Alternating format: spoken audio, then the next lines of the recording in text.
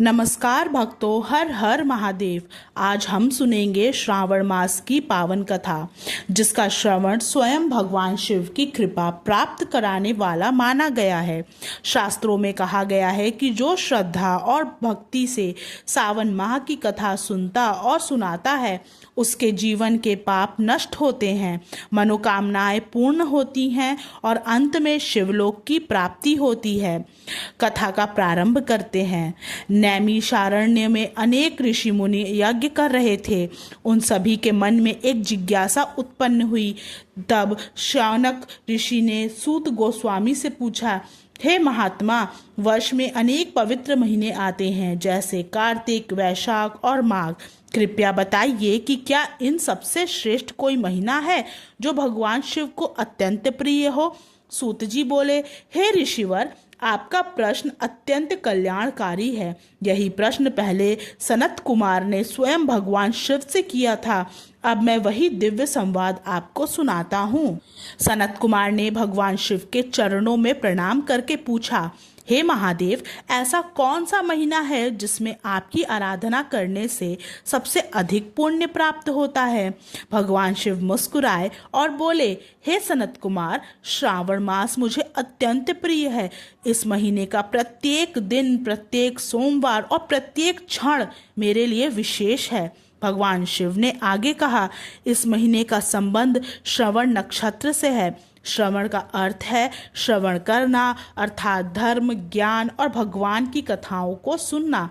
जो व्यक्ति इस महीने में मेरी कथा सुनता है, मंत्र जप करता है और भक्ति करता है, उस पर मेरी विशेष कृपा होती है। समुद्र मंथन और सावन का महत्व क्या है, चलो वो भी देखते हैं।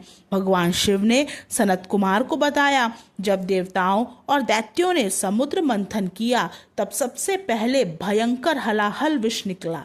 उस विष की ज्वाला से तीनों लोग जलने लगे। तब सभी देवता मेरे शरण में आए। सृष्टि की रक्षा के लिए मैंने उस विष का पान कर लिया। माता पार्वती ने उस विष को मेरे कंठ में रोक दिया, जिससे मेरा कंठ नीला हो गया और मुझे नीलकंठ कहा जाने लगा। विष की उष्णता शांत करने के लिए देवताओं ने मेरे ऊपर गंगा जल, दूध और जल अर्पित किया। तभी से सावन में शिवलिंग पर जलाभिषेक और दुग्धाभिषेक की परंपरा चली आ रही है। अब बात करते हैं सावन में क्या करना चाहिए। भगवान शिव बोले, जो भक्त श्रावण मास में प्रातःकाल स्नान करके शुद्ध वस्त्र धारण करता है, शिवलिंग पर जल, गंगा जल, बेलपत्र, धतूरा, भस्म, चंदन और सफेद पुष्प अर्पित करता है, वह मुझे अत्यंत प्रिय होता है। यदि कोई व्यक्ति सोमवार का व्रत रखकर ओम नमः शिवाय मंत्र का 108 बार जप करता है, उसकी सभी मनोकामनाएं पूर्ण होती हैं। जो गरीबों को अन्न, वस्त्र और जल का दान करता है, उसे कई यज्ञों के समान पुण्य प्राप्त होता है। अब बात करते हैं सावन में किन बातों का ध्यान रखना चाहिए।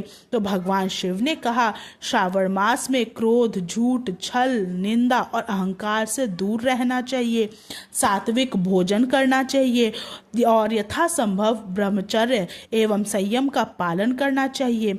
इस महीने में माता, पिता, गुरु और गौ सेवा का विशेष महत्व है। जो व्यक्ति इनका सम्मान करता है, उस पर मेरी कृपा सदा बनी रहती है।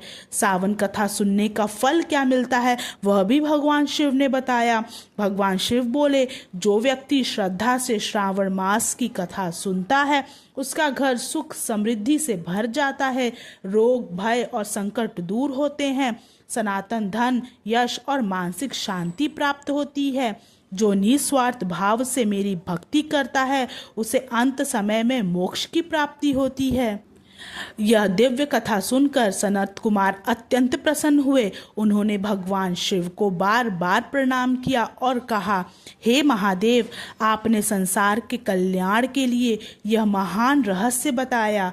अब मैं इस पवित्र कथा का प्रचार करूंगा, ताकि अधिक से अधिक लोग श्रावण मास का महत्व जान सके। सूत जी ने भी शौनक ऋषि और सभी मुनियों से कहा, जो व्यक्ति इस कथा का श्रद्धा से श्रवण करता है, भगवान शिव उसकी सभी उचित इच्छाएं पूर्ण करते हैं और अंत में उसे शिवलोक की प्राप्ति होती है। बोलिए भगवान भोलेनाथ की जय। हर हर महादेव।